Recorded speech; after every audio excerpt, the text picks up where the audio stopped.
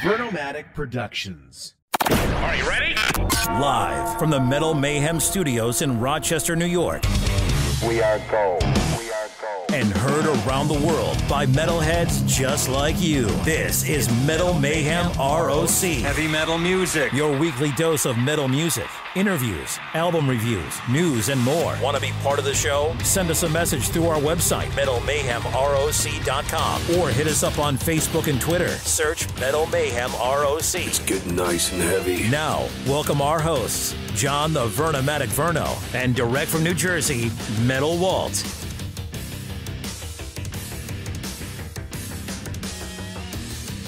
Ron and Karl, welcome to Metal Mayhem ROC. Congratulations on the announcing of this new killer supergroup, Legion of Doom. How you guys doing tonight? I'm doing great, man. How about yourself? Doing awesome. I'm assuming you're calling in from Chicago? Absolutely, man. So quick question, Cubs or White Sox? White Sox. Oh, man, my 14-year-old, he's a diehard Cubs fan. I'm hoping to get out there this summer and visit Wrigley for the first time with It's not your him. fault, right? If you made him a Cubs fan, it's child abuse, man. I actually, over to the left of me, I have a picture of Harry Carey that I got out of an old program that says "This Bud's for you" with his picture, and it's framed. So that's in my heavy metal shrine amongst all my metal stuff. So, Harry's awesome. He's a wonderful guy. and Wonderful. Karl, where are you located? I see a Iron City beer thing behind you. That was my technician wife is from Pittsburgh. She's in here fixing everything. That came with her, though. I used to love drinking Pounders when I was up playing there, and I love Pittsburgh. But I'm coming at you from Durham, North Carolina. Okay. Yeah. All right. Well, that's great. Nice to meet you guys both. So, hey, listen, it goes without saying that, the metal family really lost a legend back in the summer of 2021 when Eric Wagner passed away. I mean, for me, it devastated me, and I actually was ready to go see the show when you guys were out on the road with the Obsessed. I was ready down the shore to go to the show in Brooklyn that night and found out that you guys dropped off the bill, and then shortly after that, he had passed away. So it was a shock to say the least, but maybe Ron, for you, before we get into Legion of Doom, talk about your relationship and your friendship with Eric, and kind of like, what was he like as a person? Man, we've been together 30 years at the probably more than that. We didn't get along in all the years of trouble, but when we did a Skull, we had the common thing because I left the band, then he left the band, and then Ole left the band, the original drummer from Trouble. Then we all got together. We played a festival, all three bands that we were in. So we're like, hey, let's start a band, let's jam. And we had a time to sit and hang out. But we became close, like in the whole years of the Skull, like writing together. And he became a different person. And I was trying to help him become a better person, because he was a prick in the old days. And we got along, and I'm fucking honest, and we wrote some great music together. It's like, let's fucking do something for legacy. Let's do something that's going to last for a long time together. And we did the Skull. We wrote some great music, and we became really, really close. And losing him that way and that quickly, it was a shock. It made me just take a step back, where I quit. I didn't want to play music anymore, and it's funny because that tour, because we were supposed to play in Raleigh, and Carl's new band was supposed to play with us as well. It's like, then the next couple of days we're going to be in Brooklyn at the Vitus bar. But we played Austin, and 2 weeks later he was dead. It was really fast and furious, and it took me a while to get my head on my ass and say, hey, I want to play music again. And first person I called was Karl. I said, hey, how would you like to get together and help us do a memorial for Wagner in Chicago?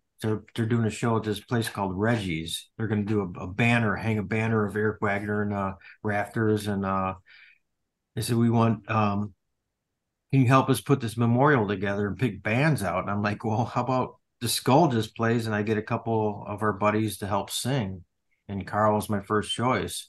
So that started the whole ball rolling, and yeah. So it is true then, because I was doing a little research. So you guys, you didn't perform under the name Legion of Doom, but you actually went and played some shows as the Skull with Karl singing, correct? Yeah. We did the 2 memorials. Okay. For Eric Wagner. First was as the Skull with Karl singing, and we had a local guy, Bruce Lamont, who plays in Zeppelin 2. I don't know if you've seen them; they're great. Yakuza, and we played a second memorial show in the suburbs of Chicago, which was bigger. And Bruce couldn't do it, so we got Scotty from Vitus, Scotty Reagers, who called us and said, "I'd really like to be part of this." So he was going to be the second singer, because you can't fill. We were never trying to fill Eric's shoes, get a new singer, and continue to Skull. This was just memorial shows and play the Skull music for people, and it was going to be the end. And Scotty came aboard, and during rehearsals, we started playing Vitus songs. We started playing CLC songs. It was like we're having fun, because we went through the first one, which was hell. It was just a very emotional, draining show. The second one, it was more like us moving on, for a lot of people as well, in the Chicago area. It was healing and acceptance, and like, okay, Eric's gone, and what are you doing now? So we actually supported ourselves. We wanted to play as a different band before the Skull and play the different songs, like the CLC and the Vitus songs. So we came up with Legion of Doom. We're like, we'll just call ourselves Legion of Doom. Just sounds like it's a fun name. Let's just do it, And we did that and played before the Skull. And next thing you know, Europe festivals wanted Legion of Doom to play. So also we were booked to Hellfest and Grasspop, 2 of the biggest metal fests in Europe. We're like, hey guys, I guess we're a band. That's amazing, and that is a testament to you guys, because Grasspop may be the biggest metal festival, maybe outside of Wacken. Absolutely. I work for a European company out of Belgium, and I know I have colleagues that have gone to Grasspop every year, and they say it's just like a totally killer environment. Right. It is, yeah. That and Hellfest too. Yeah. Wonderful, great, huge metal fest, and they wanted us to play, so we're like, okay, let's do this, So I thought it was going to end with the Skull, and it just kind of continued into us. We just morphed into Legion of Doom. And who are the other guys in the band? So you're carrying your other Skull members with you? Yeah, no, there's Lothar Keller, the guitar player that me and him wrote all the music in the Skull, and we had Henry Vasquez on drums, who played in St. Vitus with Scott Reagers. Yep. But he was with the Skull at the time as well, so he continues with us, and right now. Like, we had Victor Griffin from Pentagram, who was going to play with us for a little bit, but he all of a sudden went back to Pentagram, which full time. That happens, let him play in his band. But we got Scott Little, who played in Leadfoot with Karl years ago, and we did this thing Blind, a tribute to the Blind record from the CLC days with Reed Mullen as well back then. So we got Scott playing with us, and it's going to be interesting. It keeps evolving every couple of weeks. Something else changes, and it's but right now we're moving forward with this, and we're gonna be playing a bunch of Vitus songs, a bunch of CLC Blind songs. Probably throws maybe a Leadfoot song in, Skull, Trouble. It's going to be interesting, It's all Karl. How do you feel about all this? Are you excited for the opportunity?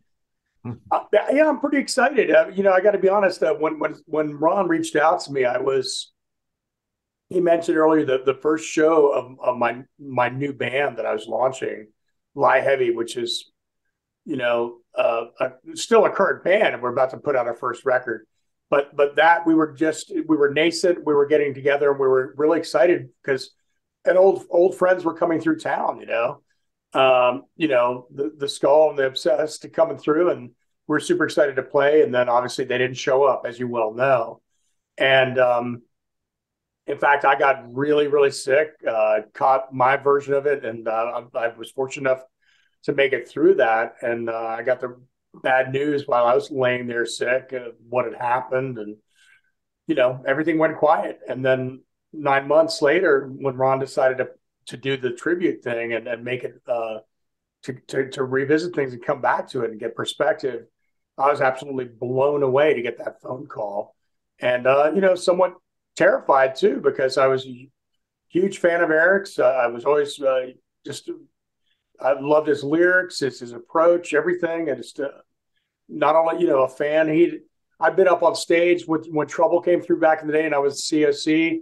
I remember they were up there for Danzig in Raleigh, and I went up and sang Helter Skelter with Eric, like shit like that, like hanging out with all those guys so many different times. So long story short, I was humbled and blown away, and I'm still super excited. I just, we did that first show, and it worked. It wasn't contrived or weird. It was real, and everybody in the room, and including Eric's kids, his 4 kids, his ex-wife, his girlfriend, and a ton of just old timers that have watched him play in every version of every band he'd been in.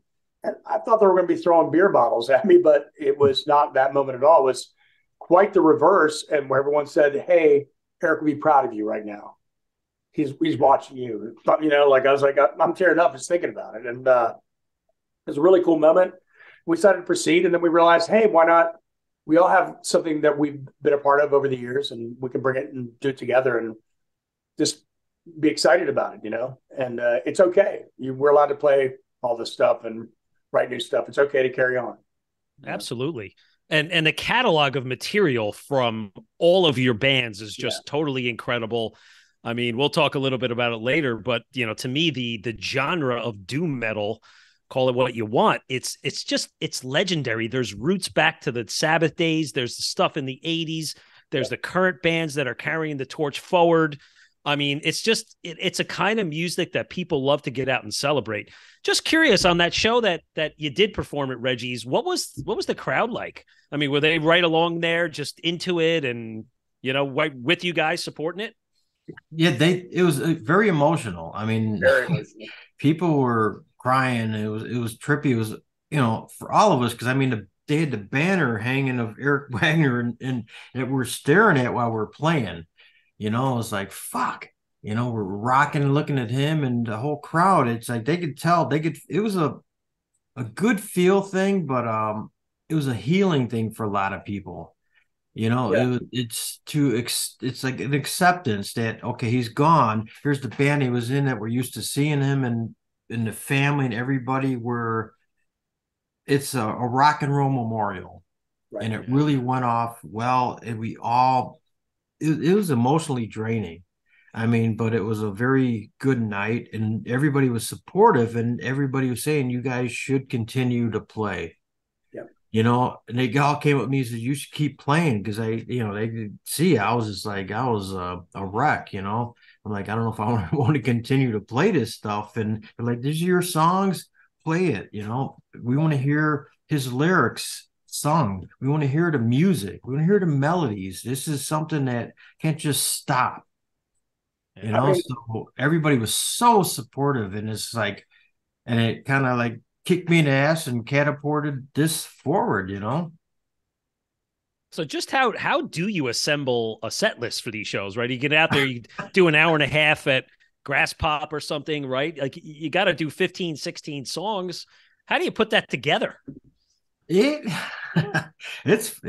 already working at it, trying to we got like 3, trying to put like, okay, 4 Vitus songs, 4 COC songs, 4 Trouble songs, 4 Skull songs. That's 16. That's good. And kind of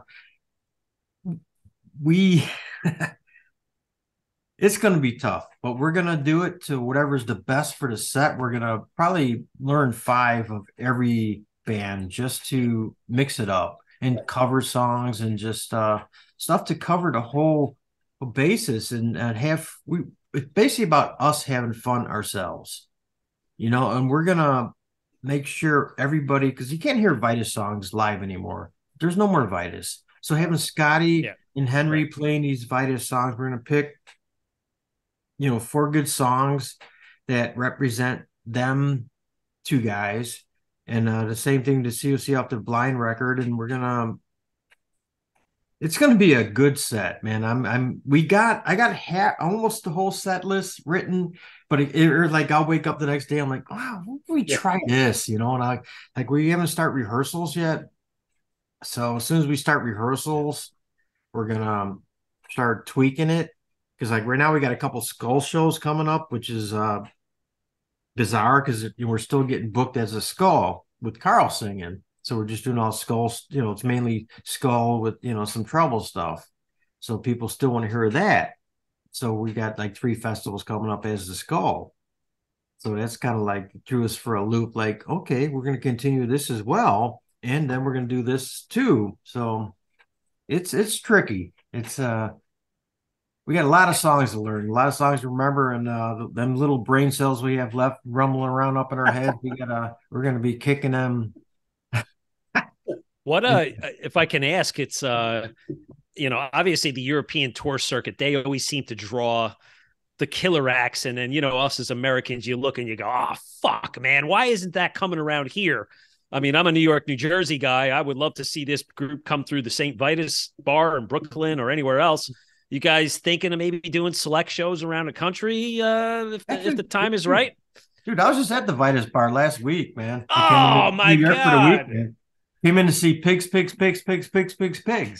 I saw that advertised. I didn't know who the hell they were. I saw them at Desert Fest in Germany last year. Great. It's just punk, stoner, crazy band.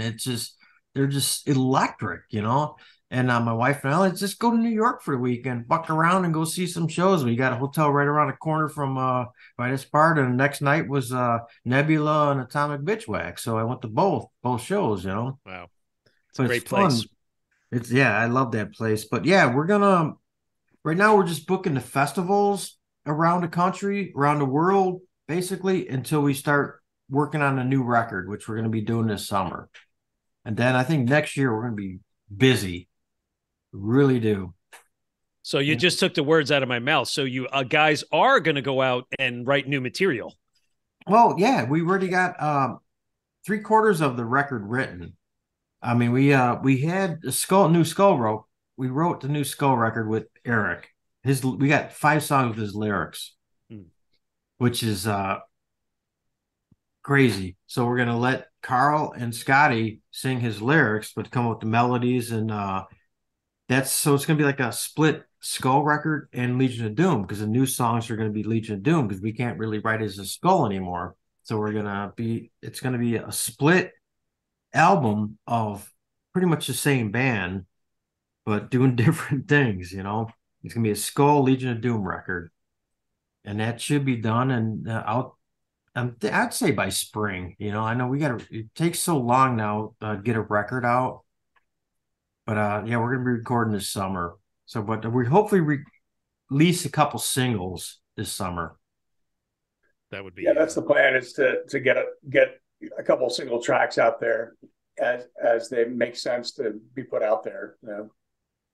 Yeah, that sounds like a great idea, guys. You guys got a nice vision forward. You're not letting go of the past, but you're carrying it forward, and that's an honorable thing to do. And as fans of your kind of music, man, this gives me goosebumps and exciting. I can't wait to hear this stuff. So really appreciate the update on Legion of Doom. So let's take a little time to have some fun. Maybe we do a little heavy metal history, go down memory lane. So we'll talk a little bit about it, guys. I mean, Ron, you know what?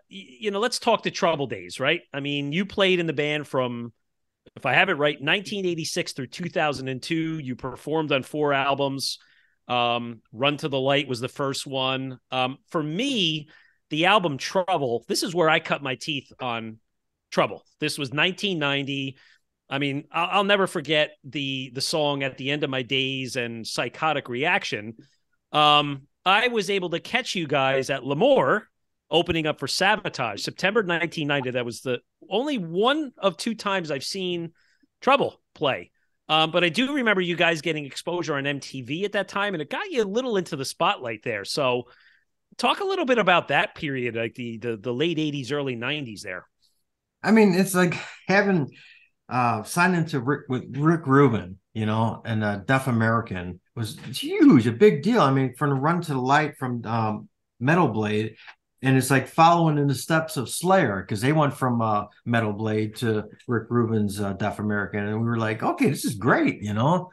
And it brought us to forefront, and it working with Rick Rubin, we learned how to write songs a lot better, produce a record a lot better. It's like that first Trouble record on Deaf American was just, it's incredible. I mean, I just listened to it the other day just to listen to it. I'm like, damn, you know, it's like we're our heads, man. That was amazing when we came up with that. And it's like playing them songs, to me, still to this day, it's exciting to play it in front of people, and they love it. So we're gonna, you know, be playing a bunch of them songs. I'd like to really concentrate on that album to play with Legion of Doom, because I'm so proud of that record, you know. And it's like at that time, it's like L'Amour. I mean, God, I remember I played L'Amour East, and when it was they had two of them. They one in Brooklyn, not the one, not the only, the one in There's Queens, I think. No, it's Queens. Yep. Queens. That was the other one, but the one, yeah, you're L'Amour, yeah, where the guy from Biohazard, he was the security guy at the back door, the main dude, Evan from Biohazard. Yeah. He was like, I remember always like loading in, like, hey, what's up? You know, it was like in the house, and he's like bucking on movies and shit like that. It was like, you know, but that L'Amour was always, I think we played there with, was it with Danzig as well, but anyway, but that was a wonderful, wonderful time. And we played some of the best clubs around the world. On MTV, we met everybody you could think of, man. It was just it was a trip, you know. It really was really a cool, good time. I mean, the 80s hair metal was going on, and they're looking at us like, you guys are great. I wish we could be like you. You know, we'd meet them in the bar, you know, in between lines and beer and whatever the fuck we were doing. But they're like, wow, you guys are real. I mean, you got the holy jeans, leather jackets, and we have to do this, but you guys are real. And it's like, well, you know, these guys are all fucking millionaires and shit. And it's like, but whatever. I mean, it was a wonderful, wonderful time, man. I met a lot of cool people that I'm still friends with today, you know. It was it's funny, John and I do on one of our content series, we do a history of heavy metal, and we've gone from 1972 up until 1991 already, and we're continuing it. And I will tell you, every time a Trouble album comes on the list, you know, he and I and our co-host Ian, it always gets a shout out, because you're right, it doesn't fall into the normal top 10, 15 bands of those eras, but it is still great, strong material. So it held up over time. I have a comment. It was Evan Seinfeld from Biohazard. It was that last name. And I'm up here in Rochester, New York. I remember seeing you guys at the Penny Arcade. Oh, all right. I remember that place. Yeah, back in the day. And that was like the early stuff. And Rochester was that big, you know, we're not New York, but we have that rich history. I believe you guys may have even done an in-store up at the Lakeshore Record Exchange. Is that probably? It was, you know, we, of course, we got the great House of Guitars, but yeah, I was about to mention that place is like the holy grail of shops, man. Yeah, the house is great, but the Lakeshore Record Exchange was right down the street from the Penny Arcade. The arcade's down on the water, and they went hand in hand. So, but when you guys were taking this walk down heavy metal memory lane, I just wanted to ask you about that one. So, fond memories of the Rock, the arcade? Rochester, I think the first time we played there was with Danzig. Okay. That was the first time I ever had chicken wings. From our, from swear to God, I swear to God, they brought these fucking platters of this shit, and it's like, what is this? You know, they're buffalo wings, or like I don't know, buffaloes had wings, it's like, but it was in Rochester. So I didn't have them in Buffalo. I had them in Rochester, and it was like, these are amazing, and it was like years later that they finally came to Chicago. But yeah, we had in Rochester at the Penny Arcade with Danzig. We had the first buffalo wings, man. Well, good. Wonderful moment. All right, I'll go back to the dugout. Hey, Karl, how about you around that time? It's funny thinking about the first time I saw COC, I was actually vacationing in Minneapolis, visiting another fellow music lover, and it came through the club called First Avenue, and it was I know it well. COC, Danzig, and Soundgarden. Yep. It was a 5 o'clock show. I'll never forget it. Started at 5 o'clock and was over my 9. Yep. And I think it was the tour you were supporting Blind. So talk a little bit about that album and that tour in your early years there. Wow. Yeah. So that album, we tracked it in 91 for Relativity. It actually was released November 5th. I remember this for some reason, 91. Came out and had pretty good reaction, but we were still, Relativity was still kind of like a heavy duty indie label, but didn't quite have the clout that they would get later. But we started scoring some really good tours. And the first one the album came out while we were out with Prong and Bullet La Volta. I remember that. And out for about 6 weeks. And then we started jumping around and hitting dates in Europe and back in the US.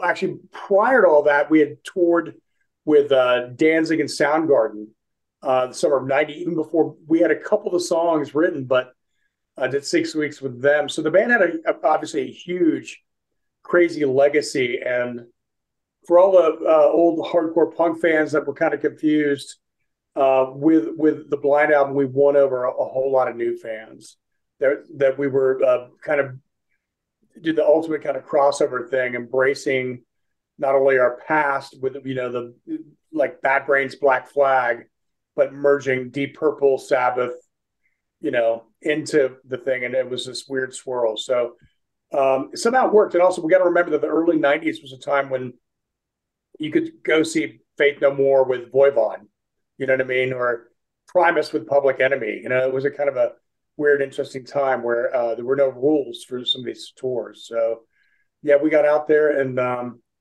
like the summer of 92, we did 6 weeks with the Maiden and then 5 weeks with Rollins Band back to back, that's straddling, our punk rock, hardcore thing combined with total big metal scene, so it was amazing. We were lucky. We kind of morphed it all together and holy shit. All over the place, Boat with a Bullet, man. Still holds up over the test of time, right? Yeah. Well, it's the only one I didn't sing. Thank you very much, but that's all right. You should have. Cool. No, that's all right. Yeah. No, it was what it was, and that was one of the songs that came out. That was, obviously the second single was "Dance of the Dead" first, and then "Boat with a Bullet," and it made an impact. And then things didn't last forever for me, but I was proud of what I did in that time I had. And the bassist and I split off to do Leadfoot. For better, for worse, it was what we had to do. So 3 albums on that. And here we are today, still doing the thing, man. So it's cool. That's cool. So, hey, Ron, I want to give a little love and shout out to the 2 Skull albums, right? You had the releases for Those Which Are Asleep and The Endless Road Turns Dark. So I'm hoping that in your set list this summer, you pull out a couple of my favorites, and I was spinning them a little bit tonight. The Endless Road Turns Dark, the song, and of course, As the Sun Draws Near.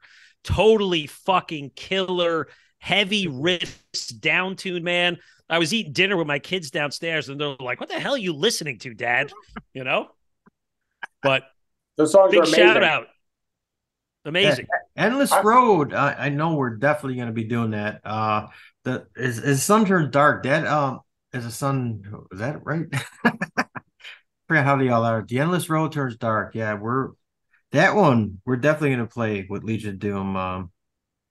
But as a sun, oh man, as the sun draws near, I think I said it backwards. That's a hard song. It's like it was the one Lothar and I started on the record, and it ended as like the longest one to finish. But it's funny because the beginning, I wrote this part for my cat.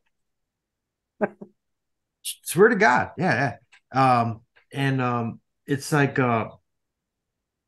it's a trip because I couldn't tell Eric because he would have been really pissed.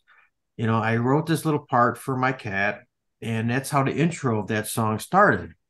And the cat loved it, and I played it for Lothar, and he's laughing. He's like, sounds like a little cartoon, like a cartoon song for a cat. I go, well, I did. I wrote it for my cat. He's like, Eric will hate it. That's awesome. Let's put that in. So we would try to write songs to piss off Eric. And we put that in, and he flipped a switch on us and loved it, So as the sun draws nearer, that's a dear song to me. It's hard. I'd like to possibly maybe include that with the Legion of Doom, but we're definitely going to play it with the Skull in the near future song. So yeah, you'll hear it. It depends on where we are, because I know we're going to do something at the Vitus bar this fall. We're going to do possibly Eric Wagner Memorial, because we need to do one on the East Coast, and I think we should do one at the Vitus bar and have a version of both bands play. So I think you will get the whole set list. That sounds amazing. And Metal Mayhem ROC will be there to support you. Yeah, we'll let you know. We'll get you T-shirts and hats, and you can go up on stage with all that stuff, and we can MC you and get you on. Isn't that right, John? I'd welcome it. Yeah. That sounds good. I think we need to do it. Is this a binding verbal contract here? Yeah, this is a non-binding agreement. I'm in business development for my real career, so verbal agreement counts if it holds up in the court of law. I think we need to do it. Listen, that's a place you're supposed to play. I mean, the Obsessed rolled through there a couple of weeks ago. Unfortunately, I couldn't get to the show, but bands like you guys, that's where they have to play. Bottom line. I think we should do the next Eric Wagner Memorial, definitely, and have both bands play for sure. Yeah. I think we can do it. So talking about those guys, makes me think of like the other Doom legends like Scott Weinrich and Bobby Liebling. I mean, you guys friends with these guys, or any thought to have these kinds in and out of Legion of Doom? I'm friends with all of them. The Doom Society, Doom thing is a small little family, and we've all been hanging out for years, man. What the fuck? What was it? What was that? My daughter, my 8-year-old daughter, she hangs these little monkey things on my awesome. That is so cool. Good for you. Yeah. That's so cool. No, but we're gonna incorporate different weird things with Legion of Doom, because everybody is in other bands. So it's going to be one of them things where if you can't do it, we're going to have somebody else fill in for a little bit. It's not going to be a binding thing, because I mean, Karl's going to get real busy with his new band. Mm-hmm. And Scotty, he's got like 20 kids or something like that. I don't know. I haven't talked to him in a while. He just called a little while ago, so I got to talk to him. But so it could revolve around, it's like Victor just want back the Pentagram, so they're gonna play some shows, and it's inevitable they're gonna fight and break up again, and get one or the other ones to play, or both. We'll grab Bobby and Victor and say, hey, let's play some Pentagrams up in Legion of Doom. Bobby's an amazing person. I'll give you my one funny story with Bobby. I was going to Sweden Rock Fest on my own, 2012. I was leaving at a Newark airport. Nice. And guess who's on my plane? Bobby Liebling. And he's smoking he's got an unlit cigarette in the Newark airport hanging out of his mouth.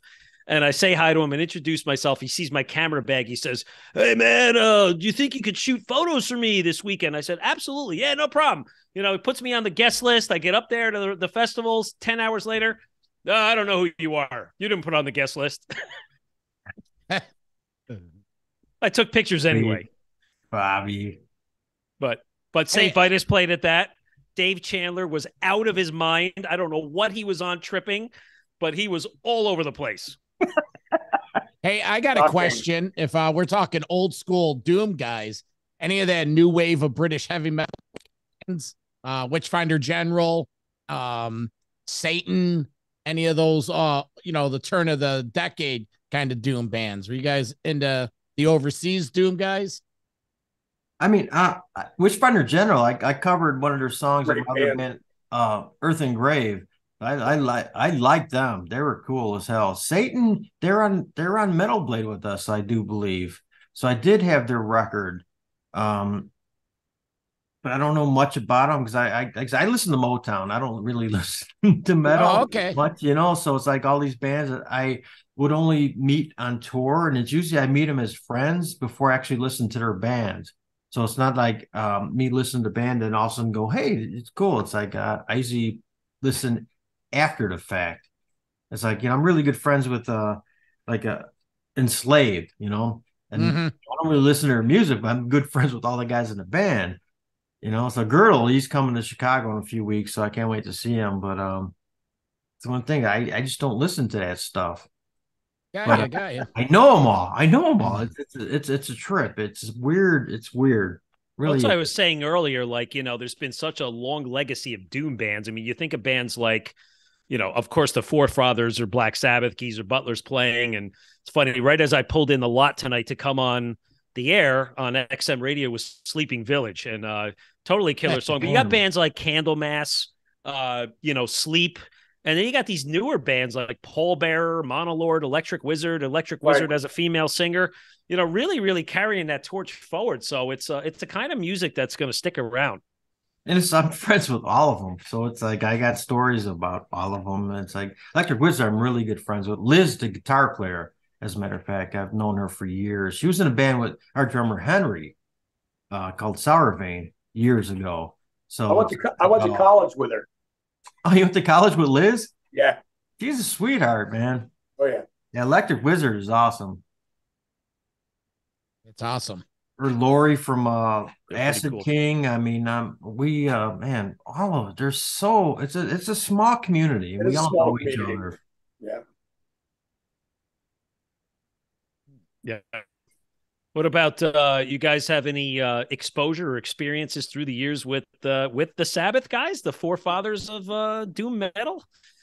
Have you tour any with them or run into them at festivals, anything like that? I've met them all differently in different situations. We never got a chance to tour with them. I know, like, I'm good friends with Mike Borden, Puffy, from the drummer from Fate No More. And he played with Sabbath. Yeah. He's like, invited me down. He's like, hey, you got to come and say hello, to these guys. I'm like, I'll get you backstage. I'm like, sure, I want to see fucking Sabbath, So it's like, I think it was Indianapolis. I drove down there and he got me backstage and we're hanging out. And he brought me, he's like, you want to meet the Sabbath guys? I'm like, hell yeah, walk in the door. And Tony was the first one right there. He's like, hey, he looked at me, he's like, I know you. Like, 'cause I met him a few different other times, which I get other stories, but then Ozzy and Sharon, they walked by, he's like, hello. Then Geezer, I walked up to Geezer. I'm like, okay, I'm finally going to meet Geezer. This is my hero. This is the guy, why I'm playing what I'm doing. I'm going to meet this guy, but I have to say something clever, something just to fuck with them. So I don't flip out, So I had in my mind exactly what I'm going to say to him. I walk up to him. He's like, hey, Puffy introduced us. This is my friend Ron from Trouble. And, I go to introduce him. He's like, Trouble? Like the Trouble? I'm like, the Trouble? He's like, yeah, I got both your guys' records, man. The one record sounds a lot like us. The other one's a little different. And I'm like, I turned around and walked out of the room.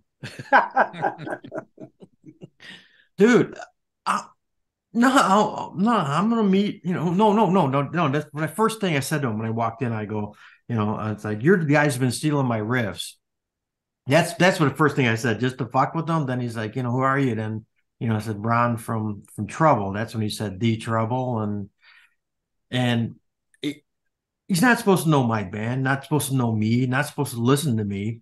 And it just fucked me up so much where I couldn't deal with it. And, Pantera was on the same tour. So I just walked out of the room, went in their room and started drinking whiskey with Dimebag. I'm like, I couldn't deal with it. I'm like, this is my hero who had my records and listened to me and knew him. And I couldn't fathom it. I just could not, I just, to this day, I'm like, God, I could have sat here and talked to this dude for fucking hours. But it's just, no, I'm the dude who played in my bedroom, rocking out the Black Sabbath to this guy. And that's where my mentality was, not him listening to me. Yeah. So it was really a weird moment that to this day, it still chokes me up, man. So it's like kind of like, hey, I must have, is that your version of making it, that this dude heard your music? It's fucking cool, man. But every one of them I met were cool as fuck. And Bill Ward was in the Trouble Run the Light video, a drummer, and he came out to see us play with St. Vitus on the last tour to Skull. And so, I mean, Tony, I met, God, countless times. But man, it's just that geezer one. It's just, I wish I could have just sat and talked with him all night. I know I could have, but it was just, I couldn't deal with it. We let Leadfoot actually open up for Sabbath, the original lineup. Dude. No, it was on a side stage, but the main stage was us, and then they moved it. Then it was Drain STH, and that Sabbath reunion thing when they first came back together. But I can always say technically we opened for him, But that's when Tony was dating one of the girls from STH. Yep, I remember that. But we had full access and stuff. But it was massive sold out show in a huge arena in Raleigh, North Carolina at Walnut Creek. But I met Geezer at Foundations Forum in like 1990 or something like that, and across paths. But that's about it. But that's my meager experience. But at least there is one. Well, so that was cool. It ties it all together, man. It's that was the beginnings of it up to the plans for 2023. So, guys, we really appreciate having you on. Before we let you go, Karl, I know you talked about how you have some links to the Jersey scene. So talk about some of the music you're making. One of the musicians up by me. No. I understand. I would be remiss, and also Dan Lorenzo of Hades Nonfiction, Cassius Clay, on and on and on. I mean Cassius King, not Cassius Clay. That's Muhammad Ali. Asked me a couple of years ago to do a Patriarchs in Black thing, and he's tried and true Jersey guy, and so it was really cool being invited to do that with him and Johnny Kelly from Typo Negative and White Riot, and a million different bands he plays in. On drums, so that was killer, and we're going to do 2 more tracks for another release with that. So yeah, man, Jersey, big time. Oh, that's awesome. Well, and guys, I also got just the other guys in my local band, and based out of Raleigh, North Carolina. It's called Lie Heavy, and we're just mastering, and we just mixed and mastered our new album, so it's going to come out. It's going to be called Burn to the Moon, and we don't know which label's going to do that yet. So if I didn't mention that, I would be summarily executed as well. So, Well, this is your time to plug anything you want. So, but guys, this was a real pleasure for us on the air. We got a lot of insight on you guys as people, musicians, your legacy, your history, and we hope to have you guys down on the show again sometime. So, John, you'd like to come on and say goodbye? John? Hello, John. Is there anybody out there? Hello. I'm here. You caught me. I was on my other computer doing some editing. Is that what they call editing? Karl, the Metal Mayhem ROC studio, puts 5150 to shame. We got everything up here, but you know what? I enjoyed the conversation. I'm honestly over on my other workstation listening to you guys and doing some video editing. And I think Lance covered a lot of it. I really enjoyed it. If you do get that St. Vitus gig, I'll be coming down because I take trips from Rochester. We hang out with Lance 3 or 4 times a year. So we look forward to that. I am going to invite you just to stay on after you say goodbye, and maybe we could exchange emails and stuff, because we like to cut, sometimes, if you're comfortable with it, cut the publicist out of the loop because they're really difficult to work with. That is only if you're comfortable with all that. Absolutely. I'm fine. I've been doing it for years. All right, absolutely. Cool. Anything to make this better for everybody involved. So thank you very much. You're welcome. Stay safe, and I'll let Lance say goodbye. Okay. Cheers, bro. Nice to meet you. You too, man. Right. Really cool to meet you guys. So so we just got to get your contact information, emails, whatever you feel comfortable sharing. We'll jot it down. We kind of keep a little database of emails for all the artists so that we can hit you up directly from time to time.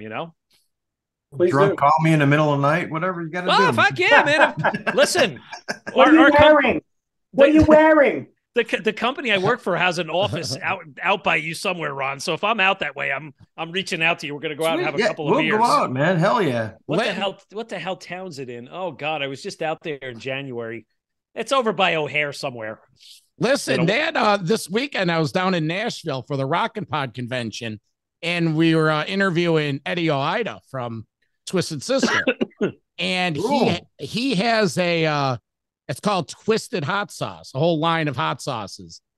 So, what pays my bills, I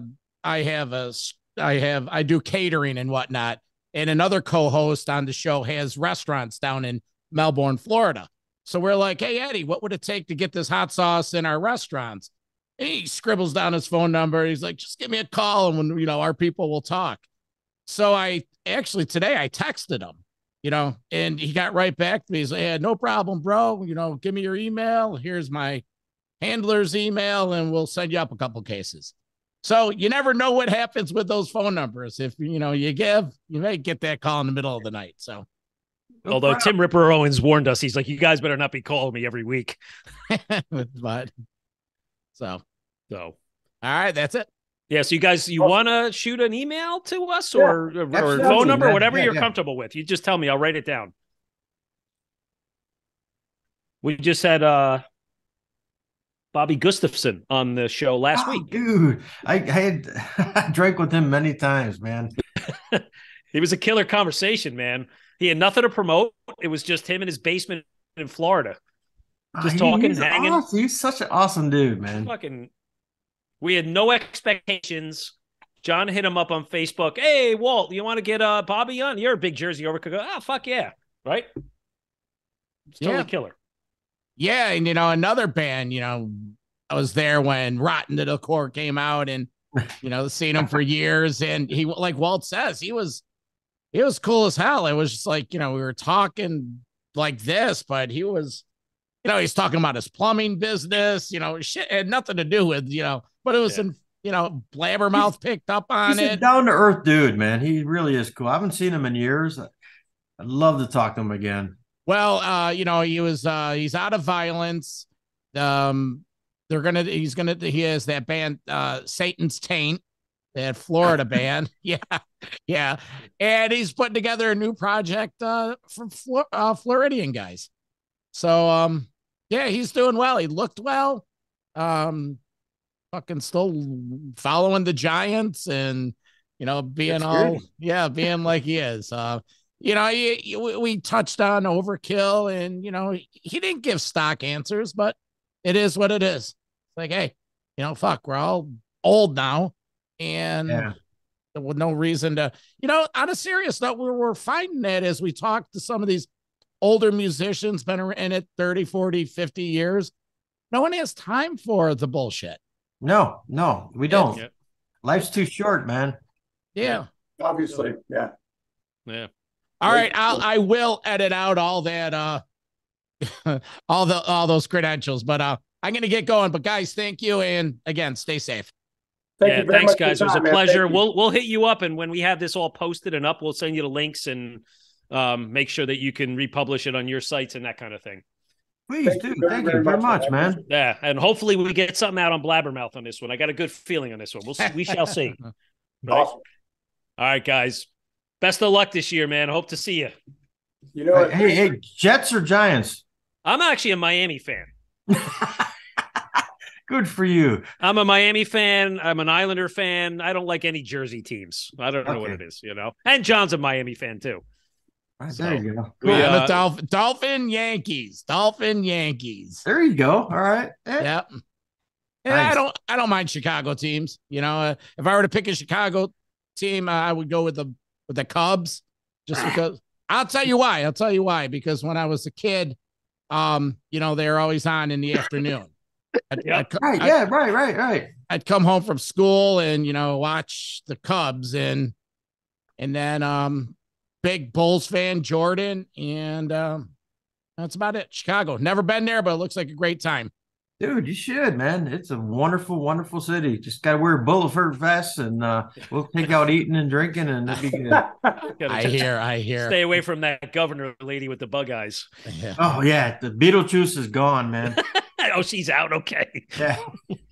It's funny, Ron, you get a kick out of this. When I told you I was there last month and it was Groundhog's Day and I had no idea there was that big groundhog celebration out in wherever the Bill Murray movie was shot. It was like a Woodstock. deal. Woodstock. Yeah, it was all over the news. It's huge, Crazy. man. Yeah, I was like, what the hell, man? You know, we got Puxatawny Phil out here in PA, but that was quite the thing. They were drinking beers at 7 a.m. It was like 5 degrees out. Pretty cool. That's Chicago every day. Hey, not a bad thing. Not a bad thing. Look at the Bears game. Exactly. All right, guys, we got a split, man. It's been a pleasure. We'll Cheers, talk bro. again. All right, guys, see you. Yeah, man.